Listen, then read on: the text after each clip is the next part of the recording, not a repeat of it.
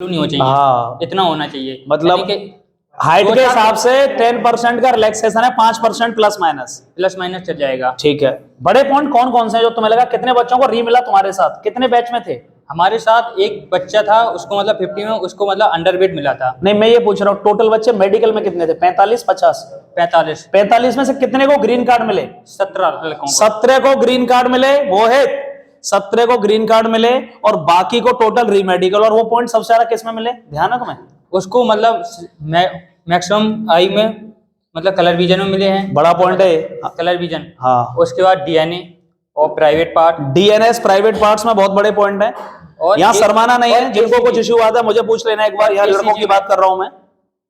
और ACG ECG बड़ा अंदर का पूरा ठीक है। सीबीएस रिव्यू, रिफ्रैक्टिव एरर और ये बड़े बड़े नाम है उनके, कार्डियोमेगाली, ये सब उसी में आते हैं पूरा। एनीमिया बहुत बच्चों को मिला, खून की कमी। लड़कियों को 10 में से जितने मान लो 3 को भी अगर मिले हैं तो 3 में से 2 एनीमिया मिले हैं। ये खाती पीती नहीं है, बस एक बर्गर चाहिए, एक पिज्जा चाहिए। और हार्टबीट का सर, हार्टबीट का भी मिलता है, वो बहुत बड़ा पॉइंट है। आते हैं तो उसी को सीवीएस बोलते हैं, कार्डियोवास्कुलर सिस्टम, सीवीएस रिव्यू, ये हार्ट बीट बोलते हैं उसको पूरा ठीक है। ईसीजी थोड़ा सा अलग चीज है, उसी में आ जाता है। ओके, और क्या कहना चाहोगे? ने तुमने 3 बार एग्जाम निकाला, नौकरी पर जा रहे हो, लाइफ में क्या तुम्हें मिला? कहां तुम्हें दिक्कतें आई, स्ट्रगल कहां हुआ, वो सब समझा दो अपनी लाइफ के बारे में, थोड़ा जरूरी है। देखो हमने बहुत लाइफ में बहुत स्ट्रगल किया। इधर सुन लो यार भाई, अच्छे ऐसा से। नहीं है, क्योंकि हमारे पिताजी बीएसएफ में थे और वो भी नौकरी छोड़ के आए थे। उन्होंने मतलब 9 साल नौकरी की और छोड़ के भाग गए। गाँव में बहुत लोग बोलते हैं कि तुम्हारे पापा मतलब नौकरी छोड़ के आ गए, भाग गए, लेकिन हमने इसी को मोटिवेट बनाया कि हमने कही थी हम जाएंगे तो डिफेंस में ही जाएंगे। ये बड़ी बात, ताली बजाओ एक बार। बहुत बड़ी बात। पिताजी चले आए, मान लो नहीं होता मन कभी, पहले इतना क्रेज नहीं था। अब घर में इनके दिक्कत थी, ऐसा नहीं कि तुम्हें लग रहा हो सब अच्छा था। इसने बताया कि गुरुजी किस चीज से मैं गुजर रहा हूँ, लेकिन मदर का बहुत सपोर्ट इनको, मतलब बच्चों के लिए होता है माँ बाप तो ठीक है। भाई ड्राइवर थे, माँ ने हमसे बात करी था उस टाइम के, बेटा समझा देना कैसे क्या होता है, हमें तो पता नहीं है ठीक है। तो ये सबसे बड़ी बच्चे की बात क्या मैं मानता हूँ भाई, कंसिस्टेंसी।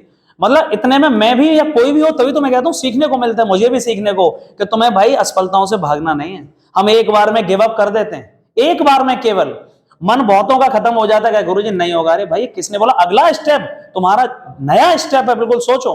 चौथी बार में लगेगा ऐसे, कितना कोई आदमी टूट जाएगा। अब एक बार जीडी, फिजिकल, इसमें फिर भी नौकरी। और ऐसे एक नहीं है, मैं तो कितने बच्चों से, मथुरा, शिवम वगैरह, उनसे मिला हूं कि भाई जो 5-5 बार में, जहां बिल्कुल आशाएं खत्म हो गई, कुछ नहीं रह गया, होगा ही नहीं, 2-2 बार मेडिकल आओ, फिर भी ज्वाइनिंग।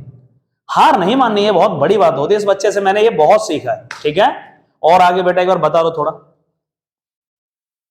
देखो मेरी लाइफ में बहुत स्ट्रगल रहा है।